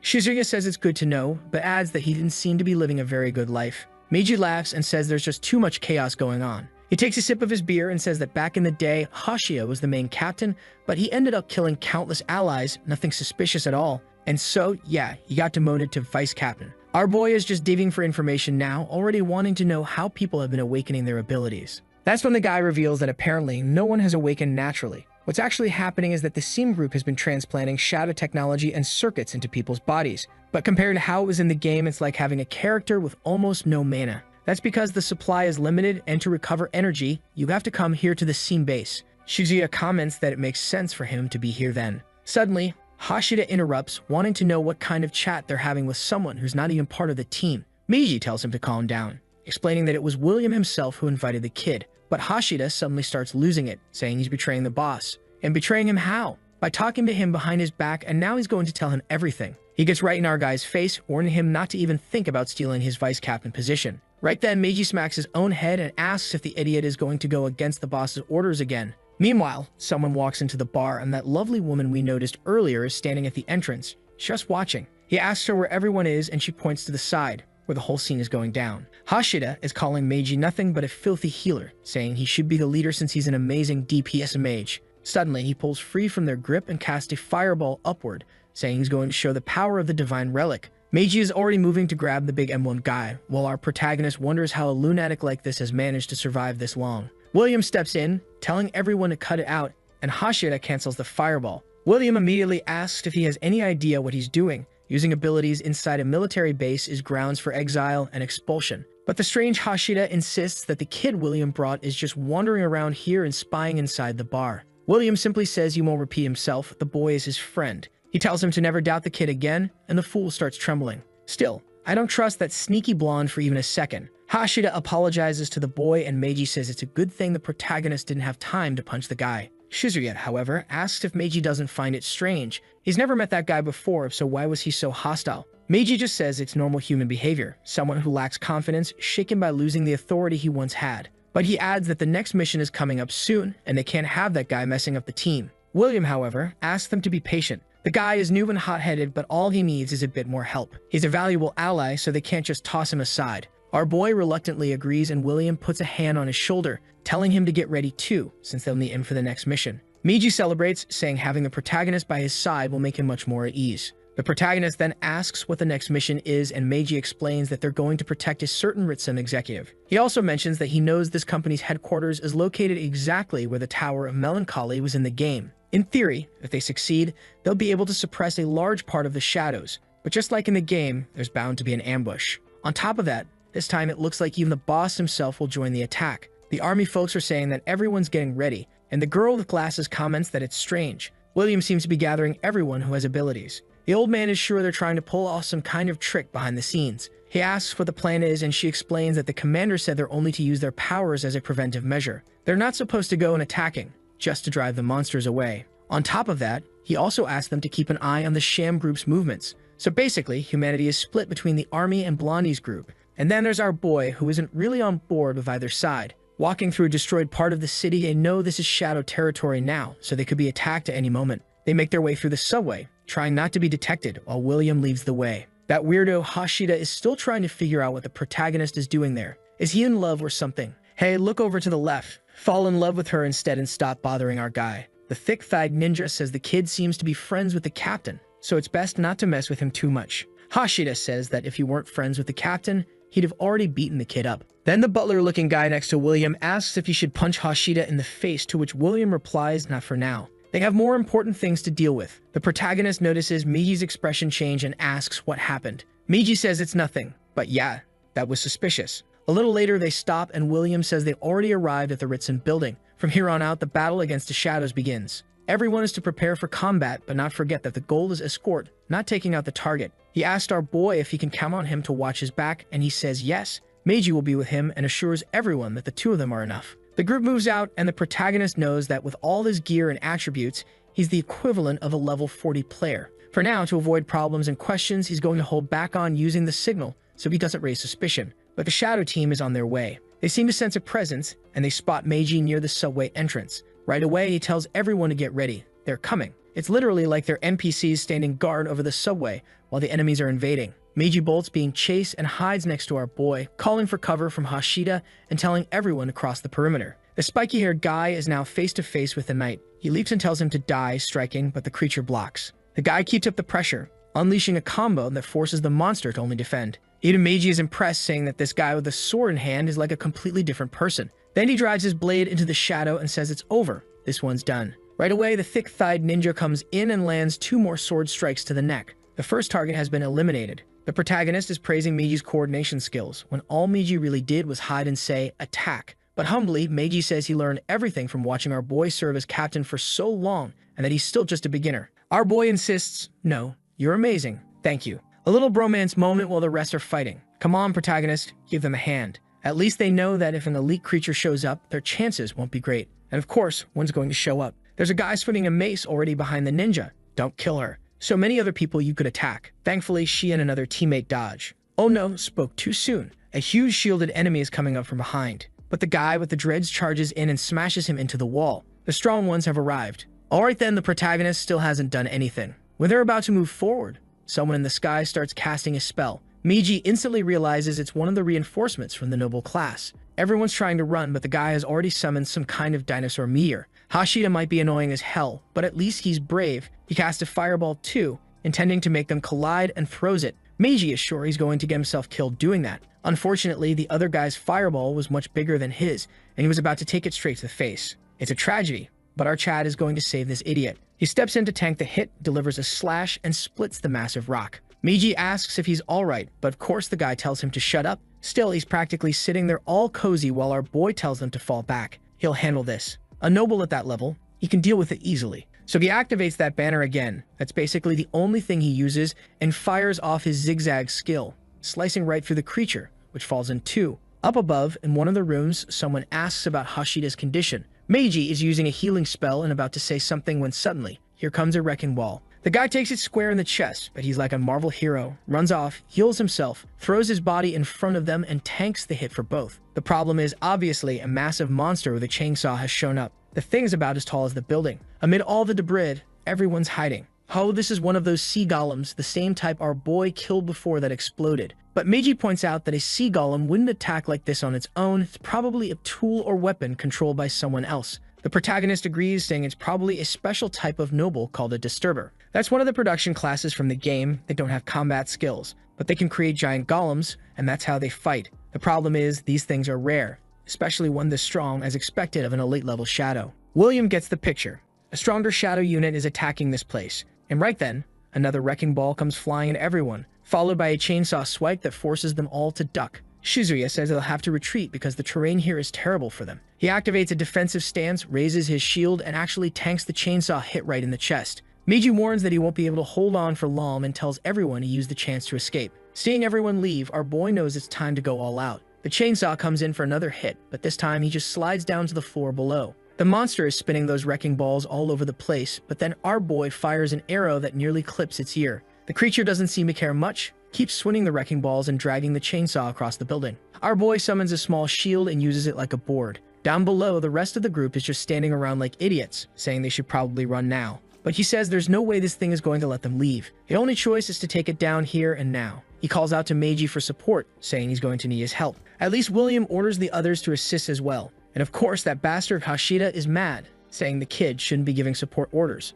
He'll show them how it's done. He tells everyone to back off and blasts out an explosion spell. Obviously, though, the protagonist was still there and ends up scorched. Meiji asks what the hell he's doing, and he makes up an excuse, saying the kid moves around so much he can't even aim properly. Then he grabs him by the collar, saying Shizuya is their only hope and he's ruining their chance at victory. While he's back there tossing his sloppy spells around, the guy's up front risking his life. I still don't get how this guy hasn't died yet. Honestly, can we just kill him already? And that poor kid, she's got her whole tragic backstory just to take an arrow to the chest and drop dead. While that bastard's been a pain for 3 chapters straight, the golem charges forward, stomps down, and once again, Shizuya dodges, realizing the destructive power behind it is insane. That's when Meiji tosses a little boot to our boy, a speed buff. Another attack is coming, but this time Shizuya seems to vanish, reappearing on top of the boss's arm. At the same time, he activates a fragment of his magic book, firing 3 fireballs right at its face. The monster, that acts like nothing happened, just spins its arm over the chainsaw to hit itself with a wrecking ball. But Shizuya senses he's now the perfect distance and activates a quick mana strike that finally pierces through the inside of the helmet. The thing stumbles, smashes through a wall, and collapses to the ground. Still, the protagonist knows that isn't its real weak point. He summons a bow, uses a technical shot, actually his barrage, and with that, the creature finally seems to die. As he wonders if he's getting close to being as strong as he was in the game, the idiots around him are shaking, amazed that he took down the monster alone. While his friend praises his good work, our guy is obviously more interested in the loot. He activates omniscience and omnipotence to steal the monster's abilities once again. The others warn him to be careful, saying that coming into contact with the creature's power is dangerous. Right away, he realizes he's probably the only one who can manipulate these elements. The rest of the group arrives, and it seems everyone made it out without too many issues. A while later, Meiji explains how everything happened. It all started the day the shadows invaded. William's group quickly realized there was a connection between these monsters and the game Azure Land. That same day, they launched Project Prometheus to study the shadows. Damn, these guys move fast. With military cooperation, they managed to capture shadows and transplant parts of them into people. Seriously, their shadow GPT must have been working overtime to process everything this quickly. But it was so fast that everyone who got the transplant died within 24 hours. Immediately after, they tried transplanting into more resilient creatures, like whales and turtles, and it seemed to work. Once the circuit worked in a turtle, you could take that working version and put it into a human. The problem was that in this method, the circuits were defective and had far less power. Our protagonist points out the obvious. Even with 2 weeks advance notice to prepare, all this still happened way too quickly. Meiji agrees but says he has no idea. The only thing that happened to him was that he got lucky enough to receive one of the working transplants, but he doesn't know anything beyond that. He asks about our boy's strength, and Shizuya says all he can really do is absorb dropped items. Obviously, he's not going to tell even his friend about omniscience and omnipotence. Meiji says he's clearly lucky, someone truly special. So far, he hasn't met anyone else who can equip circuits the same way you could in the game. That's when our boy reveals that, just like in the game, when he equips an item that used to belong to someone else, he's hunted for 7 days. Hearing that, Meiji asks if that's why he joined SEAM, and Shizuya says yes. Since he's going to be hunted, it's better to have some people around him. In the game, in theory, information about the world was being hidden by the company in that tower. And since they're attacking Ritsu now, they probably have important information for humanity that they want to keep secret. Meiji says in that case, it's better for them to head back. But Shizuya wants to know if he really thinks it's worth risking his life for the SEAM group. Meiji laughs, saying he's being overhyped. In the game, he only got famous because of our boy. In reality, he's just a regular hard-working guy. Nothing special about him. The fact that he managed to get this spot in the SEAM group is already a dream come true for him. When he gets back to the group, Hashida is sitting there and says, finally, the trash woke up. But his friend immediately tells the bastard to shut up, saying he only gets in the way of the mission and brings shame. Everyone's arguing until William tells them to be quiet. He answers a call, seems to agree with something, and then tells them to relax. The operation is going perfectly. They'll complete the sacrifice before they reach the Elder, surprising absolutely no one. This guy definitely has some kind of connection to the shadows. Up on top of a building, our protagonist surveys the city and says he doesn't see anything suspicious. It looks like there are people living around here, but no one wants to turn the lights on and draw attention. William is pleased, saying that at least it seems they're not in any danger. It's time for them to move deeper into Ritsun. As they approach, a woman watches from a window. Pretty tall, she says it looks like some rats are coming in. As soon as they step inside, there are two different paths. And of course, like every smart team, they're going to split up. One group to die, the other, the protagonists, to live. By the time they reach the 5th floor, nothing strange has been found. Meiji's team is already on the 20th floor, but it's empty there too. Hashida complains to Meiji, saying they should just head to the top floor already. Clearly, there's nothing in these rooms. Meiji tells him if he wants to do that, he should talk to the captain because he's not taking that responsibility himself. But Hashida, angry, slaps him and says he's using the boss as some kind of threat. Right then, they notice that when the phone hits the floor, it starts sparking. Something is interfering with their communications. On the 26th floor is the protagonist and the rest of his group. He comments that he hears a strange sound coming from behind a door. Everyone else says they don't hear anything, but our guy insists it sounds like Meiji's voice. William says the walls are thin, so it makes sense he can hear. But the protagonist knocks on them and says they feel like concrete. It doesn't make sense. Plus, in a normal building, floors should be 3 meters high, but here they seem to be only about 2.5. And when he passed through the stairwell earlier, those floors were indeed 3 meters. William asks if he's suggesting there's some kind of empty space. He immediately orders someone to contact Sato, but of course, now their communications are cut off. William orders everyone to fall back, saying this is suspicious, but at that moment, the walls start closing in from both sides, trapping them. Sleeping gas starts filling the space, and Shizuya apparently loses consciousness along with the others. That's when a redhead from earlier shows up, ordering them to put everyone to sleep. Flashbang to the face, and she's telling our boy to wake up fast, demanding to know who he is. Groggy opens his eyes and asks if this is their idea of hospitality. The woman stands up, moves close to him, and says that for him to receive hospitality, he'll need to explain what's up with his right hand. He shouldn't underestimate them, because they've also had contact with the shadows. Someone opens the door and calls for President Ayakawa. They introduce William as the young master of the SEAM group and a supporter of Ritsun. Ayakawa immediately asks what someone as powerful as him is doing in her small company, but her companion cuts her off, saying that whatever the SEAM group wants to do, they have no reason to interfere. Apparently, she just obeys, leaving while saying they'll pay for this. Meanwhile, our protagonist is thinking that apparently William had nothing to do with any of this. He gets up, and the guy who came in earlier tells everyone else to leave. He wants to talk to William alone. As he leaves, Shizuya remembers that the Ritsun company has a lot of information about players. He thanks the guy who untied him and asks if he can help him find a certain person. The guy says yes, asks for the name, and Shizuya says, Heian Hitomi. The guard immediately runs off, shouting that he can look for anyone except her. The protagonist tells him to wait, but Ayakawa, standing nearby, wants to know why he's interested in Heian Hitomi. He explains that she's a friend from the game and he's curious about how she's doing.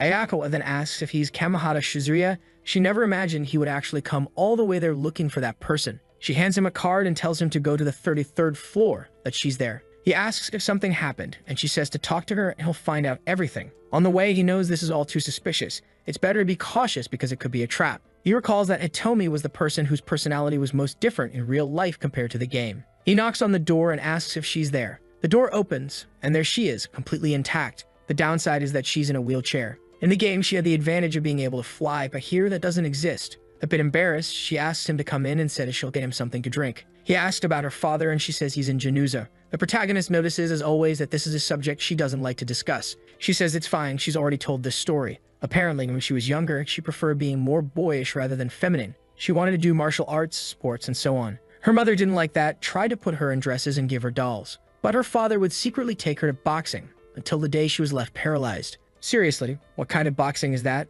Boxing where you just stand there and take a punch to the back of the neck? What is that? Honestly, I think her mother might have been right. In the end, that caused a fight in the family, and they were never able to reconcile. Sometime later, she found Asura land and started making progress again, and her father was happy to see her enjoying herself once more. So he bought shares in Ritsun, since they were involved with the game. And in the game, even without legs, you could still walk. He thought maybe that technology could be brought into reality. Basically, our boy walked into that room and got hit with an emotional trauma. Shizuya seems to realize that the story is unfolding just like it did in the game during the Tower of Melancholy arc. What's surprising to him is that if Ayakawa is the head of the company, then she must be the final boss of this place. The strange part is that this company is already fully equipped with walls, traps, and everything. That would only be possible if they've been preparing for more than a year. That's exactly what everyone reading this mess of a story wants to know. How these people managed to prepare so much. The next chapter starts talking about a dungeon that existed in Azure Land, an epic-level dungeon called the Tower of Melancholy. The Thunder Demon that's there originally was a merchant who went to that place to make money.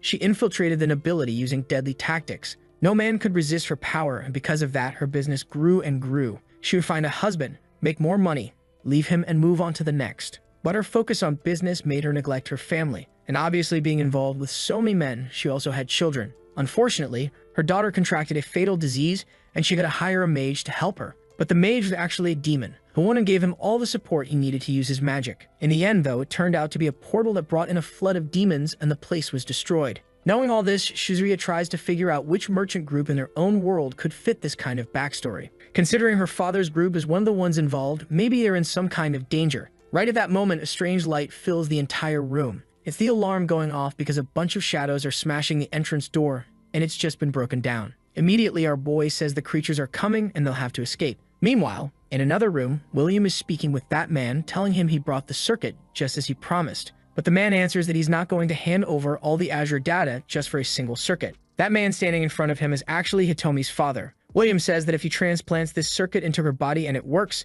it'll be the only way for her to regain the use of her legs. The father replies that William should know Ritsun is everything he's been building for the past 20 years, and right now the employees he cares about are being attacked by shadows. When Meiji appears, William insists he has nothing to do with this, but the father answers that the company is worthless without its employees. So what is he going to help then? Instead, he just stands there complaining to William. William gets up, saying this is his last chance to sell Ritsun, and calls it a warning. The father responds that the company would lose all its value, so why is William still so interested? William simply turns and says it's the final warning. If he doesn't sell the company, everyone there will disappear. But just as he reaches for a pen, the ceiling starts to open up, a robotic hand appears and grabs him. William asks what he thinks he's doing, and the man warns that he never makes a deal he doesn't benefit from. He presses a button, drops down through the floor, and wishes William good luck. William starts shouting for help, and just then, someone bursts through the door and smashes the robotic hand. I thought William was going to be a big villain, but turns out he's a 16 IQ lightweight. Everyone in this mess is an idiot. He orders them to find that bastard, the father, no matter what. Meanwhile, on another floor, the army personnel are all lined up in front of the elevator. As soon as the doors open, a shadow lunges for the head of the first soldier. But then an arrow flies in, sending the creature flying away. The protagonist tells everyone to follow him. They're going to get out of here. The soldiers, however, want to know where the rest of the group is. The protagonist calls for William and the others, asking for help evacuating people. But the blonde replies that the negotiation has been canceled and they don't need to save anyone there anymore. He tells the kid to focus on his own safety and meet the team in the garage. Since it's on the walkie-talkie, everyone hears it, and they start shouting, saying that bastard of boss not only abandoned them but also his own daughter. Damn, they swear that if the boss has abandoned them, she'll pay the price. These guys really could have come up with a different plan because now the protagonist and William will have to deal with them. Meanwhile, the boss approaches Ayakawa from behind and asks how the circuit is coming along. She reveals that his suspicion was correct. The Seam group didn't actually want to buy them, it was just a bluff to steal all their data. And obviously, their plan was to strengthen the circuits they already have to be able to fight against the shadows. It seems the circuit system and the way the game connected to people worked very similarly to how it did in Azure Land. The plan appears to be, bring the in-game character traits into reality and synchronize them with the circuit in the real world. The father thinks that'll be impossible, but she says that apparently the people from that group believe they can do it if they have enough data. And that's exactly why they want this company. He feels relieved if those bastards had pulled it off, they would have taken over the world. Ayakawa responds that now they're in the perfect position.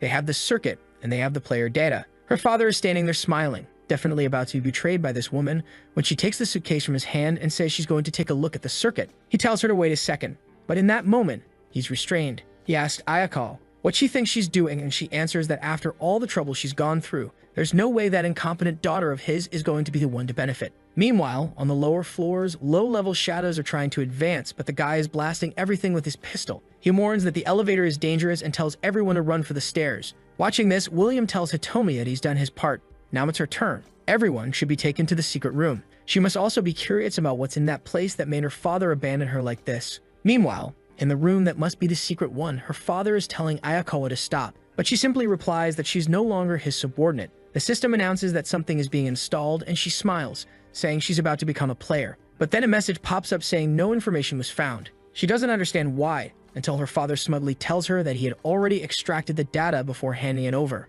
At that moment, Ayakawa realizes the bastard had been suspicious of her from the start. He tells her it looks like he was right to suspect her, since she betrayed him. He goes to draw his weapon, but she draws first and fires a series of shots at him. Of course, the sound attracts the attention of the shadows outside. He tells Ayakawa to stop being insane, warning that at this rate, they'll both end up dead. He pulls his gun too, but right then, the wall behind her explodes. An archer, the one who broke it down, fires a second arrow that rips through her body. She collapses instantly. Her father draws his weapon and fires, but it does nothing to their armor. He yells at the creatures not to come any closer, not that they'd listen. At least something seems to be aiming at them. He asks what they think they're doing, and one of the archers fires an arrow toward the ceiling, passing just behind the protagonist and his team. In his memory, he turns and sees the hulking monster with its back to them, moving in to kill her father. The poor man is unloading bullets that do nothing, but just then, the protagonist drops down from above, while the man is crying in desperation, thinking this is the end for him. He's lucky that our boy, instead of aiming for the neck, strikes the sword to redirect the attack, saving him. These creatures are elite monsters between level 20 and 30. Meiji buffs our boy, who charges in, saying he'll draw the archer's attention while the rest protect the man. Meiji uses some chain abilities to help while our boy finds himself between the two enemies. The knight is immobilized in the chains, and our boy cuts down what looks like the archer. But then Meiji comes under attack. He raises a barrier in time. The protagonist leaps in, activates that lion slash, and spins behind the knight, striking and dropping him instantly. Meiji breathes a sigh of relief, saying that compared to what they faced in the game, this was actually easy in theory. At that moment, someone calls for Januza, Hitomi's father. It's William, who says that apparently Januza had been planning this from the start. Januza seems genuinely happy everyone's okay. He rushes to his daughter, telling her he's gotten the information to make her walk again. Now it all makes sense. In the game, there was that woman with a sick daughter she wanted to cure, and here we have a sick father trying to cure his daughter. For some reason, I'm only now connecting the dots. You might be wondering if they shouldn't recover the circuit, but William says it's fine. They'll have more chances later. Hitomi, however, says it's okay. Someone else should use it. Her father begs her not to say that. He did all of this for her, but she cries, saying that thing won't help her now that her mother is already gone. Hitomi, let's just use this thing already. Get your fairy powers and help the protagonist with the love of God. Because while you're caught up in all this drama, a message comes in that more and more shadows are attacking the building. William, desperate, tells the team to hold the line, that they're on their way. Then he turns, saying they'll talk later. Januza, however, tells them to wait. He knows a shortcut to the garage. Downstairs, cars are being smashed to pieces while the army personnel run for their lives. The only ones holding the line are the group William brought with him. And then, a perfect fireball slams into one of the shadows. The protagonist apologizes for being late while William checks the map and says that exit is no longer usable. He tells Meiji and the others to buy some time. They just reply, got it. But then another soldier runs in to report that exit B has also been sealed off. An instant later, an arrow flies in and impales him. Here comes a gang rushing into the garage, and the worst part is William seems to be alone there. He doesn't know why, but the protagonist knows it's because of that arrow the archer fired upward.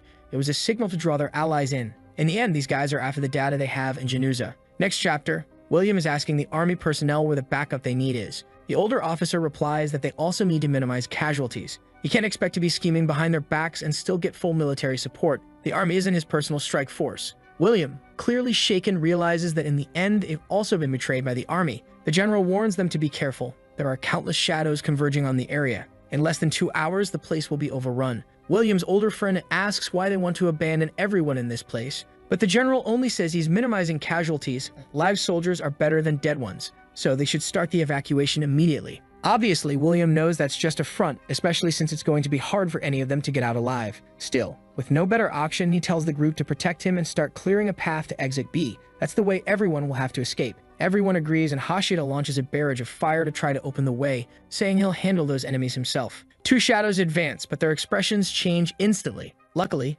Meiji still has his overpowered barrier. As always, he grabs Hashida by the collar, telling him to stop being an idiot and breaking formation. The protagonist summons a lightning storm and activates the banner of courage. Everyone gets more health, more defense, and 20% more movement speed. With that, the beautiful little ninja slashes through enemies, and the dreadlocked guy, whose name I still don't know, lands a solid punch. Cuts here, a lion slash there, and it looks like they're making progress. The army is impressed, and Januza praises Hitomi for having such strong friends in the game. He swears that if they make it out alive, he'll do his best to put everything behind them and support her. Hitomi, however, doesn't look too excited. Girl, let's do the transplant first. Start walking, and then you can stage your rebellion. Watching the whole brawl, William and Otto comment that this group's coordination is perfect. It's even a little intimidating. William knows it's going to be hard to keep Shizuya under control because the man next to him says they really have to be careful. They don't understand how that kid's circuit works, and it's possible he's hiding something. In the middle of this conversation, several helicopters approach the buildings. Someone gives the order to exterminate all enemies. It's machine guns, missiles, explosions tearing up the ground while the shadows try to flee. But of course, an arrow as powerful as a cannon pierces straight through a helicopter, sending it crashing down. The rest of the ground troops, however, are still arriving. Who ordered all of this? I think it was that army guy who, in theory, had betrayed them. But maybe he's actually giving them a chance to escape. Oh right, he was the one who ordered the evacuation and to abandon everyone in the city. William tells everyone they have 5 minutes to finish off the shadow and get out of there. The protagonist is in the zone, arrow to the chest of one, a punch to another, and they're already close to reaching exit B. Finally, there's no shadow in front of them. Spoke too soon. Suddenly, a mage in green robes appears, clearly not your average monster. Shizuya finds it extremely odd for a mage to come down to ground level. The creature immediately raises its staff and a storm of fireballs comes raining down. The entire parking area erupts in explosions. He warns everyone to be careful. The monster is trying to set everything ablaze. He cuts through the middle of the barrage and fires a shot at the enemy. But in an instant, the creature seems to vanish. And of course, in a parking lot full of exploding cars and fireballs, hitting everything, gasoline is spilling everywhere. The enemy fires an arrow straight toward it. With no other choice, the protagonist activates Lion Slash and throws himself into the path of the attack, seemingly cutting it down the middle, or something close to it. The building begins to collapse. Her father is carrying his daughter, everyone is sprinting, smoke is pouring everywhere, and they finally make it outside. The army soldiers tell them to move quickly. Many people died along the way to save them. With that, the vehicles start fleeing the city. Januza looks back and sees the company he spent 20 years building collapsing. The shadows have truly invaded and taken over the city. William tells him not to worry. As long as the Seam Group is standing, they can rebuild everything. The father understands that all they really want is that data. But there's no time for discussion. A fireball slams into the car. It was too easy. Obviously, another barrage is coming. One of the creatures drops from the sky, and this one is definitely a leap. The protagonist climbs out of the overturned car, dazed, and spots an ancient shadow approaching. The very thing he feared most has arrived.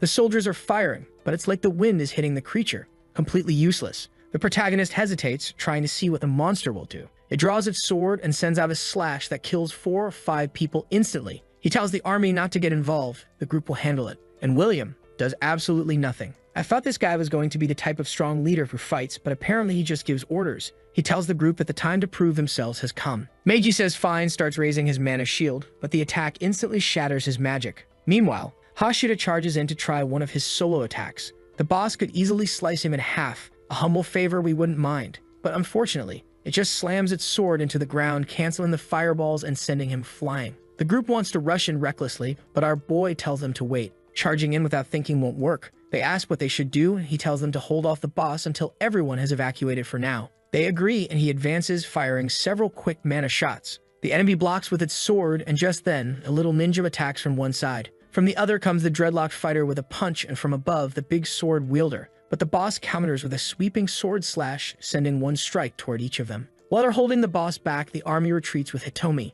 Her father is smiling far too much, and honestly, I don't know how he's still alive. He has that perfect, about to die look. The ancient shadow seems to have its eyes on them. The father notices the gaze, and right then, the shadow lunges toward them. Everyone panics, and the protagonist appears behind it, activating Lion's Slash, forcing the boss to stop and defend. The monster extends its sword, marking the protagonist as its main target. They're locked in a stare, like an old Western showdown. And what's this? An ancient shadow, level 99? Damn, our boy realizes this is ridiculous. If he goes head-to-head at full power, he won't last even a minute. Maybe the best plan is to distract it and buy time for everyone else. He activates an ability in his hand, lifts a chunk of stone, and throws it at the boss. The monster easily slices it in half, and in the middle of the explosion, our boy is already making a run for it. The boss notices and sends more slashes his way. He's already inside a building, but even so, the attack cuts clean through it. The building starts to collapse while the thick-thighed ninja wants to rush in to help him. Meiji, however, tells her to trust him. Hashida, on the other hand,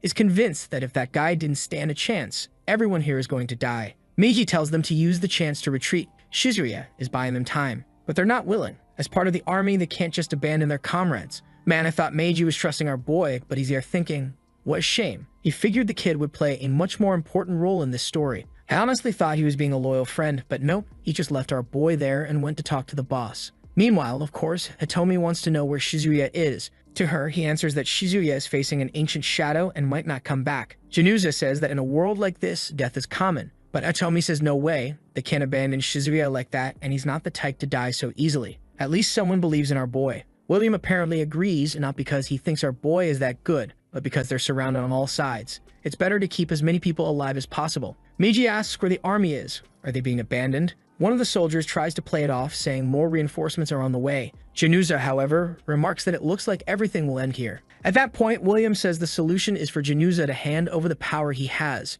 In other words, install all the circuit information to maximize everyone's strength. Considering it's their only hope, there's no way he'd refuse. But everyone turns to him, telling Januza to stop thinking only about personal profit. After hesitating for a moment, he shouts that fine, he'll hand over all the data. William thanks him, saying that finally humanity will have a chance. Now they just need a human pillar. Januza asks him to explain, and William says it's obvious. They don't know what the effects of that data will be, and it's extremely risky. In the tests so far, countless people have died when it comes to circuits. That's why they need one person to be the subject. He wants to know who will take the risk. Oh God, Hashida says he'll do it. In a perfect world, he'd go insane and die. In the imperfect world, which is every single time, he'll survive, get stronger, and be even more annoying. Strangely though, everyone seems interested. The dreadlock guy says it's super cool. If someone's going to sacrifice themselves, he wants in too. The thick-thighed ninja, who by the way didn't have those black pants before, the artist was nerfed, who did this, she also joins in. Now everyone's competing, even ready to settle it with rock, paper, scissors. But Meiji tells them all to shut up, saying he's the captain, so he'll be the one to do it. Hashida, of course, grabs him by the collar, saying he's the one who should go. But after all this back and forth, the obvious happens. Hitomi volunteers. Her argument is simple. She's in a wheelchair, so if it works, they gain someone who'd help a lot. If it doesn't, they lose someone who, as she puts it, isn't of much use right now anyway. The scene cuts to the boss, surveying the terrain, climbing up, and delivering another sword strike into the ground. Amid the rubble and under the moonlight, he looks down and lets out a shout. Apparently, he's looking for our protagonist, who slipped away into the underground. In all the commotion, Januza is saying there's no way he's going to risk his daughter, but she replies that her body would finally have some use. No one here would make it better human pillar than her. The soldiers are hesitating, not wanting to put that responsibility on her. Then someone says this is wrong. It's the protagonist showing up completely wrecked. William celebrates that he's alive while Meiji is getting all emotional. Why though? You abandoned him. You're the healer who throws up barriers and didn't do a thing. Shizuya says there's only one person who can save everyone here, and at that moment, he points and says it's Januza himself. He should have already realized that the shadows see him as the main target. The guy says what he's saying makes no sense, but the soldiers agree, saying that ever since they've been near him, the monsters haven't stopped coming. The protagonist tells everyone to shut up. William then questions why it would be Januza. Shizuya tells them to remember that the world has become identical to the game Asura. In that game, the player's final goal was to kill the tower's boss. That's when it clicks for William. The boss of this company was Januza, and that's why he's the target. The strange thing is, Januza isn't part of the government. He's not strong. He's not rich. Basically, he's nothing special. So why him? The protagonist says it's obvious, because this guy is carrying the information that the monsters need the most. And following the game's logic, if he gets the data, he'll become the thunder god of the region. Januza falls back in disbelief, saying that's impossible. But suddenly, he goes crazy laughing, saying this must be what they call karma. William tells him to calm down. The future of the entire city of Kaju is now on his shoulders. Januza starts to get up and says fine, he'll take responsibility, since the city ended up like this because of him. He then reveals a story about a man who approached him a year ago offering to buy Asura land. He thought it was suspicious, but the amount of money was absurd, too much to refuse. The protagonist asks if he sold information about the game. Januza says yes, because it was way too much money to turn down. At least he wasn't completely stupid. He kept the most important information only with himself. Meiji asks what this person looked like. Januza explains that the guy was disguised, so he never saw his face. And honestly, I have a feeling it was William himself in disguise. I don't know, I just have that sense. Menjiva comments that maybe all of this happened because of the data, though I don't think that makes much sense. But Januza says to leave it to him. He'll become the top human pillar. He then tells Hitomi that he's not coming back and hopes she'll be okay, then leaves. He apologizes, saying that all he ever wanted was for her to live a normal life. Finally, a girl cries for her father. William then says it's time to begin. Everyone gathers in front of a stone. Januza has the device on his arm and the circuit transplant begins. The data is installed and right after that, it's finished. Everyone stays silent and suddenly his eyes turn blue as lightning strikes from the sky. The protagonist calls out to him, but he's already gone wild, creating a gigantic ball of energy, and by now, everyone's already 5 blocks away. Then we cut back to see what happened. They let him explode and came back to take a look. Seeing that massive ball of energy, Hitomi calls out to her father. The protagonist is excited. It was a total success, and the man had become the Thunder God. William praises him, saying the man had carved his name into history. But from far away, someone is watching. Another one of those relentless shadows is on the move, and not just following, it's already charging in, destroying everything in its path. At the same time, William calls out for Januza, who's coming out, and damn, he really turned into the final boss. But he's looking more like an enemy right now. William's buddies start trash-talking, saying he might look strong. But with how dumb he is and without any combat experience, he's going to be useless. But then the guy himself tells everyone to shut up and tells Hitomi to count on him. She calls out for her dad, but he's gone, just like that. William tells everyone to get ready and be careful of a surprise attack and asks the protagonist not to let Hitomi run off. Right then, the shadow approaches and gets smashed with a hammer strike. It defends, electricity flying everywhere, and Januza is up in the sky like Thor. The two of them face off, and the clueless one asks if they even have a chance. Shizuya says of course, they've got the boss on their side. Yeah, maybe you should help the boss instead of letting him take a beating from this monster,